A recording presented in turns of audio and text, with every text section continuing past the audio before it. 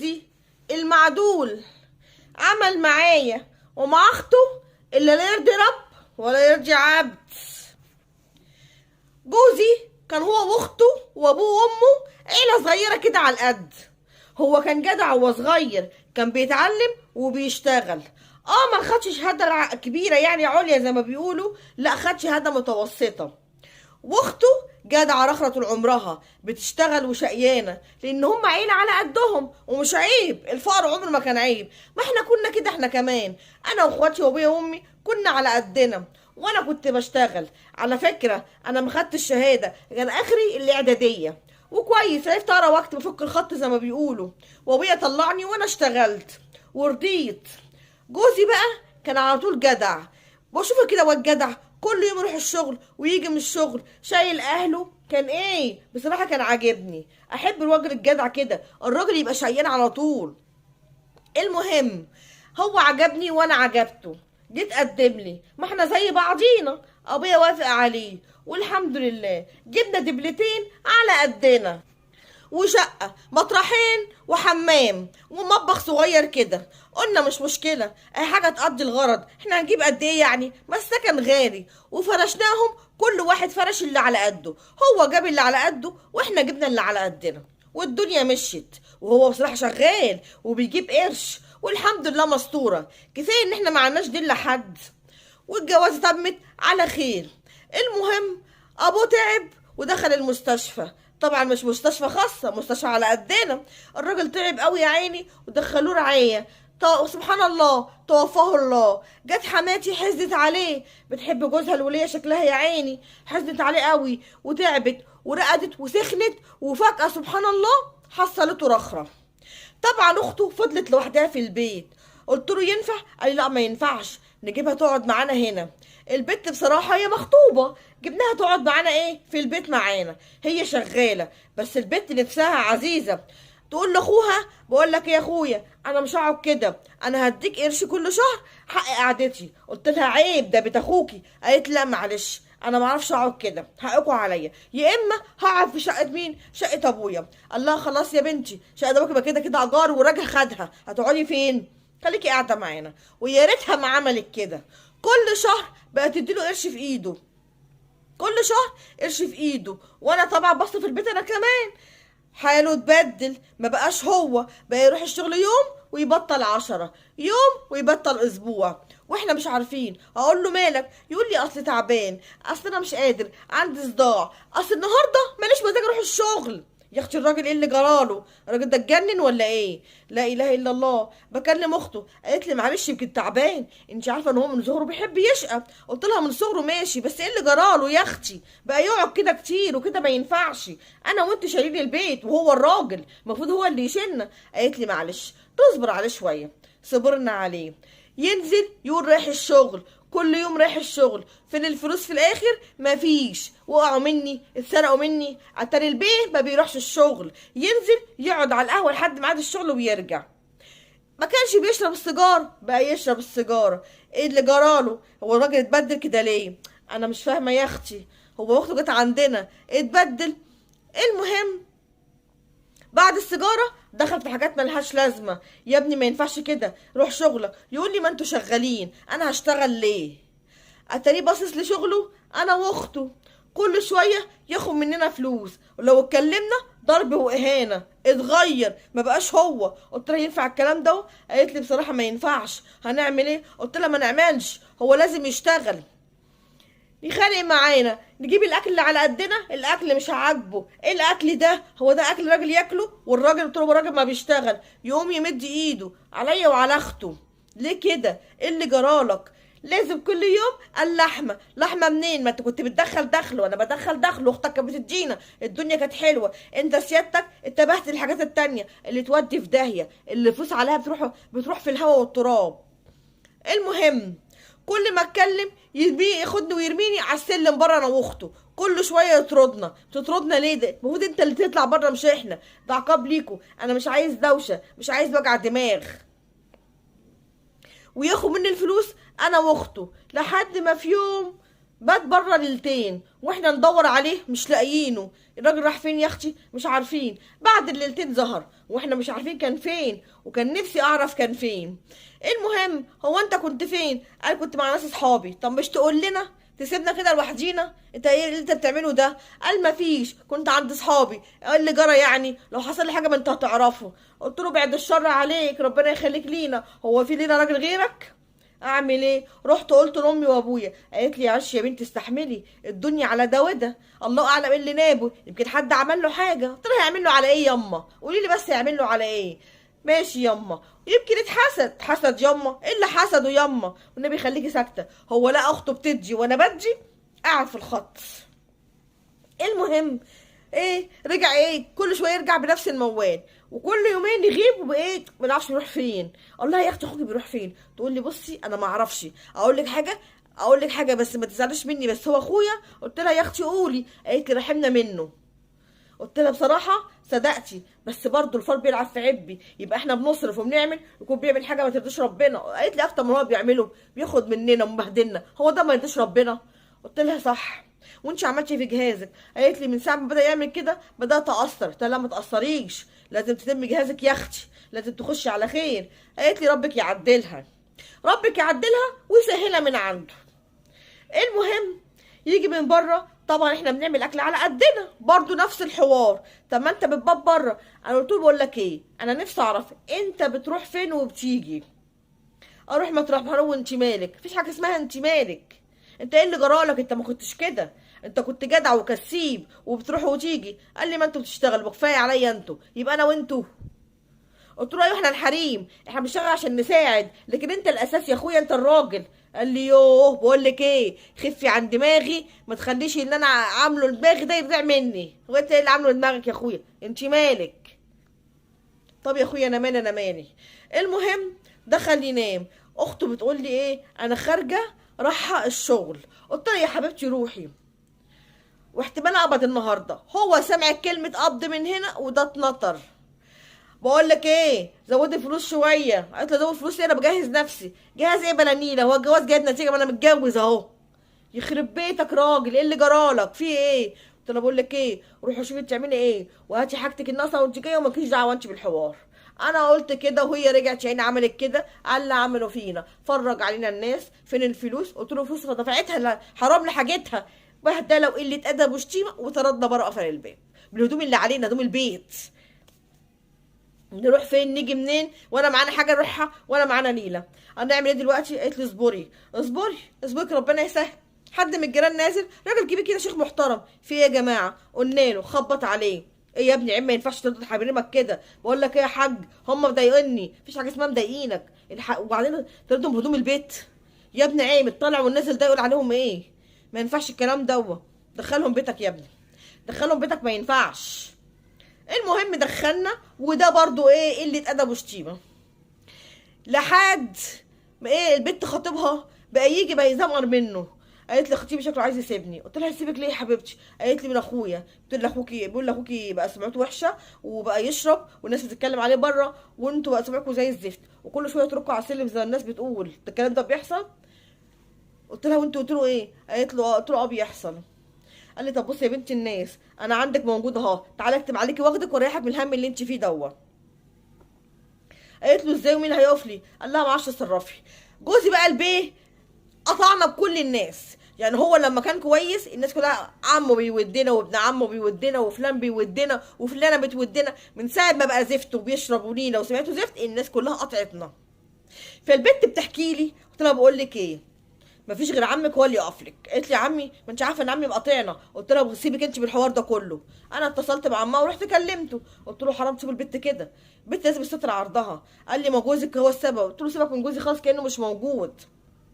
البت حرام خطيبها هيسيبها، اقف لها انت، ما انت عمها زي ابوها. راح قال لي طب بصي، طب خلاص ماشي، هاتي رقم الواد. اديتهوله وكلمه وراحوا اتفقوا. الواد كان فرش شقته مش كامله قوي، بس الدنيا ايه يعني الشقه كانت ايه يعني كام حاجه كده، حاجات كده ناقصه. قلت لها بقول لك ايه، كمليها انت وهو ببيتك، وارحمي نفسك من هنا. قالت لي هسيبك في اللي انت فيه. قلت لها انت مالك ومالي، ده نصيبي وانا راضيه بيه، بس يلا. ورحنا لعمها وجبنا الواد وجبنا اهله وسترنا عرض البت وروحناها. هو طبعا بقى له يومين ثلاثه ما بيجيش البيت برضه زي عادته. جه ما لقاش اخته. امال هي البت راحت فين؟ قلت له البت راحت بيتها. قال لي بيتها؟ ما هو ده بيتها، ما البيت التاني خلاص الراجل خده. قلت له راجل مين اللي خده؟ قال لي بتاع بيت ابويا ما راجل خده. قلت له يا اخويا البت راحت بيت جوزها. جوزها يا بنتي اختي مش متجوزه، اختي مخطوبه. قلت له اختك اتجوزت. قال لي يعني ايه اتجوزت؟ قلت له اتجوزت، اختك اتجوزت. رحت لعمها وسترت عرض اختك، خدت بالك انا هيسيبها. يعني ايه من ورايا؟ ازاي اختي تتجوز؟ قلت له بقول لك ازاي ولا مش ازاي؟ خلاص انت مش زعلان على اختك، انت زعلان على الحنفيه اللي كانت شغاله مع اختك. انت مش خايف على اختك من اساسه. بقول لك ايه يا ابن الناس، البت سترنا عرضها، فانت فكك مننا بقى.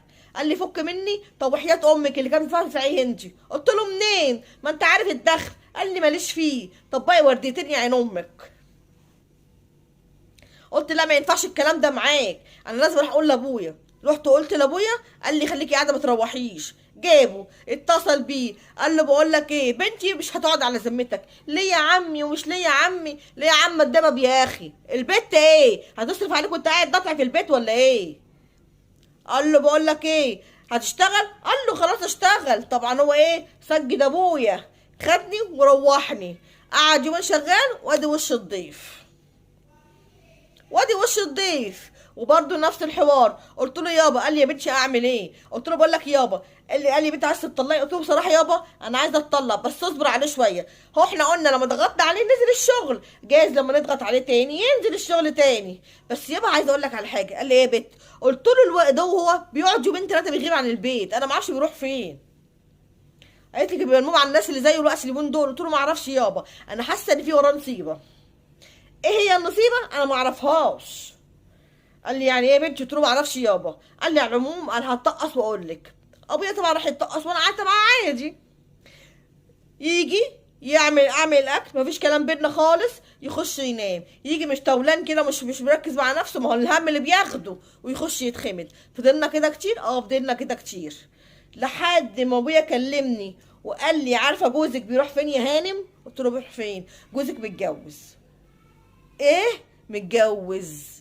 متجوز يعني ايه متجوز؟ يعني بياخد مني بيصرف عليها وبيصرف عليه؟ قال لي لا، ده هي كمان شغاله وبيجر منها هي كمان.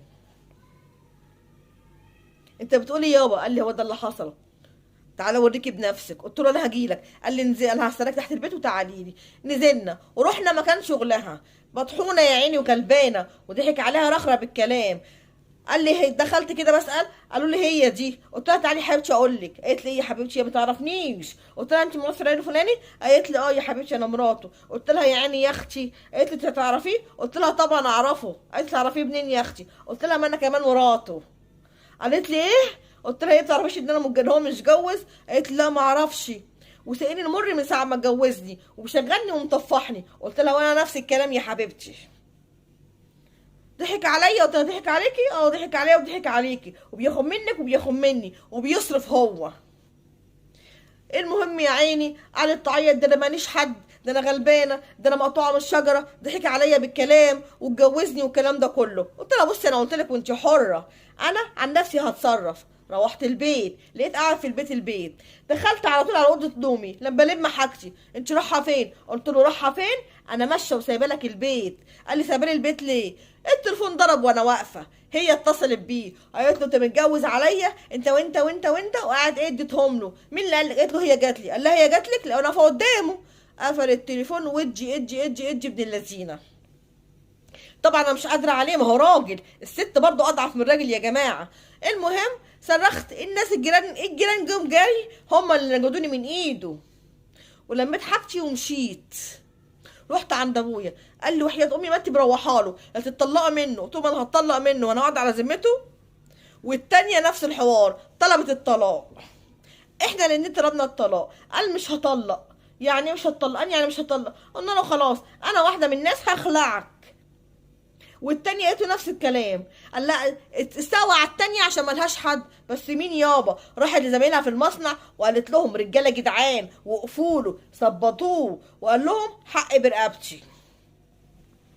وانا ايه هقول له احسن اخلعه احسن هو يطلقني، هو اصلا ايه هندور عليه زي الزبق مش هنلاقيه. رحت عامله قضيه خلع ويلا سبحان الله، جلسه في جلسه في جلسه في جلسه واتخلعت منه. والتانيه نفس الحوار. اختي عرفت جات لي قالت لي بصراحه انت جدعه، قلت لها الحمد لله. قالت لي ارتحت، قلت لها ارتحت. قالت لي بس هو ما ارتاحش، قلت لها ليه؟ قالت لي ما تعرفيش منظره عامل ايه، قلت لها عامل ايه يا اختي؟ قالت لي بص هو اخويا صعبان عليا، قلت لها يا اختي ما يصعبش عليكي غالي. قالت لي الايجار اتكسر عليه والراجل مشاه من البيت وبقى راقد في الشارع. قلت لها يستاهل، الراجل اللي ما يبقاش راجل ما يستاهلش. ما كان كويس وابن حلال وكان شغال، اعتمد عليك وعليا ومشي في طريق اللي يروح فيه ما بيرجعش. انا مش زعلانه عليه على فكره، ده انا هتجوز ست سيدو. وفعلا جالي راجل كويس ابن حلال، هو مش يعني ومش متعلم زيي بس جدع وكسيب وشغال معايا في المكان اللي انا شغاله فيه. وتقدم لي التاني بقى عايز يرجع لي، تو ترجع لي ويقابلني في تو ترجع لي، انت ترجع لي انا ما ارجعلكش تاني. والنبي لو اتنططت ولو عملت قرد انا كده كده اصلا اتخطبت يا اخويا. طبعا ما بقاش له مرتة، بقى رامي في الشوارع، بقى عامل زي الجربان اللي اعتمد على مال واحده وراح مشي في الغلط وشرب هنا وعمل هنا، خلاص ضاعت. وانا ربنا كرمني بواحد كويس ابن حلال، عنده بنت صغيره كده، ايه يعني مش مشكله ربيها. ما انا كنت بدك يا راجل مش هربي البنت الصغيره.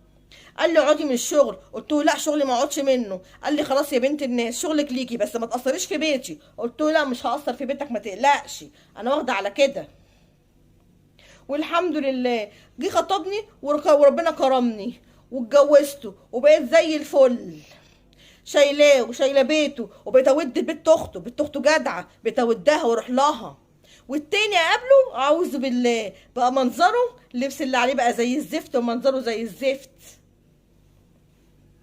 هو الراجل ايه؟ الراجل ايه غير جد وتعب، غير انه يبقى راجل يحافظ على بيته ويصرف على بيته ما يعتمدش على واحده ست. انا بشوف رجاله كده كتير والستات يا عيني مستحمله تقول لك ضل راجل ولا ضل حيطه، والنبي يغسل الحيطه احسن. على الاقل الحيطه مش هتمين عليكي، مش هتبهدلك قدام الناس، بقى مقفول عليكي بالحيطه. لكن ده حيطه هوا، قال ضل راجل ولا ضل حيطه؟ لا يا اختي الحيطه احسن. اوعي تقعدي مع راجل يعتمد عليكي، اوعي. وبعدين عايزه اقول حاجه، انا شايفه الموضوع ده كتير قوي في ناس كتير. انا الحمد لله ما حصلش جبتش منه عيال، ونحمد ربنا انا ما جبتش منه عيال. وحتى لو كنت جبت عيال كنت انا هربي العيله، ما انا مربي بنت جوزي اهي. ايه المشكله يعني؟ ايه يعني؟ قال يقول لك ايه الراجل راجل في البيت، راجل في البيت جعوره وقله ادب وفرج عين الناس، هو ده الراجل؟ الراجل اللي يصون بيته، الراجل اللي يصرف على بيته، هو ده الراجل اللي ست تحط فوق دماغها وتشيل جزمته فوق دماغها. يعني انا اللي معايا راجل بمعنى كلمه راجل، ما بيخليش احط قرش في البيت بصراحه، وانا شايلاه حاطاه فوق دماغي، بيخاف عليا وبيجيب لي وبيزود لي وفرش شقه حلوه، مش زي التاني اللي بيه باي حاجه وفي الاخر اتمنع عليا. والبنت اخته الحمد لله كويسه، قلت لها ما تساليش فيه جمدي قلبك، ده ما يستاهلش. تقول لي يا اخويا، قلت لها كانت الخوت، ما هو اصلا كان ببهدلك. ايه ده؟ ايه الرجاله دي؟ هو في رجاله بالمنظر ده؟ اكيد لا طبعا. الراجل راجل ايه راجل ايه؟ راجل ايه؟ اقول ايه؟ هي دي قصتي وحبيت اقولها لناس كتير. اوعي تقعدي مع راجل بتصرفي عليه انتي، اوعي تقعدي مع راجل يبقى قاعد في البيت وانتي الراجل رايحه جايه في الشارع. هو في ايه؟ هو قلنا زمن السيدات الست، يعني قصدي يعني السيدات مش زمن الرجاله. يقول لك انا راجل، الراجل قال يا ستي. وادي قصتي النهارده. انا كده غلطانه، انا استحملت كتير بس انا قلت اقول القصه دي لاي ست. اوعي جوزك يقعد وتصرفي عليه، اوعي. الراجل لازم يتعب، الراجل لازم يديكي قرش في ايدك حتى لو قليل مش مشكله، امشي على قد اللي بيديهولك. انا ما بقولكيش اتمنعني على جوزك عشان ما بيعمل يعني دخله على قده، لا، تاخدي منه ما دام هو على قده مفيش مشكله، بس اهم حاجه انه بيشتغل، اهم حاجه انه بيدي، هو ده الراجل.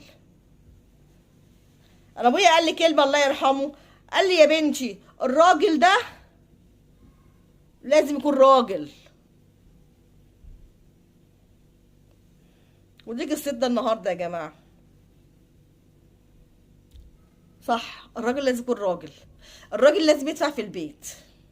الراجل لازم ممكن يعرف دخلك مش مشكله، بس ما ياخدش منك. هو اللي يديكي. هو اللي يديكي. ده اللي اعرفه. وحتى لو ساعدتيه في البيت مفيش مشكله، بس يكون هو بيدي هو كمان. يعني مش انت تدي وهو ما بيديش، لا. انتوا الاتنين ممكن تدوا، المركب تبقى سنه بينكم انتوا الاتنين. لان الراجل لما تلاقيه بخيل ما تدلوش. ما تدلوش. خليه لنفسك. لكن لو شايفه البيت ماشي على قده وهو فعلا بيعمل كل جهده، ساعدي. لكن لو هو بياخد ما بيديش، لا، مع الف سلامه. ما يلزمش. ما انت كده بتصرفي على نفسك، كده كده بتشتغلي، لازمتها راجل في البيت يعني وخلاص. لا. ده رايي. الراجل لازم يكون راجل. راجل بجد. معنى كلمه راجل. يعني يا جماعه في قصص قلتها زي دي شبيهه تقريبا. وفي قصص كتير بسمعها ان الراجل بيعتمد على الست، فعلا دي حقيقه. انا مش عارفه. يعني بتشتغل وتروح وتيجي وقاعد في البيت وبتصرف عليه وصابره وساكته. انا مش عارفه ليه. ما انت بتجيبي قرش، ممكن تجيبي لنفسك شقه، تجيبي لنفسك تقعدي عند اهلك. لو اهلك خلاص الله يعني ربنا سبحانه وتعالى توفاهم الله، ماشي، انت ممكن تجيبي شقه وتصرفي على نفسك. ما هي هياها. بعزه وكرامه. وانتوا يا رجاله ما ينفعش ست تصرف عليكم. ما ينفعش. ما تبقوش رجاله. ما تبقوش رجاله. ودي قصتنا النهارده.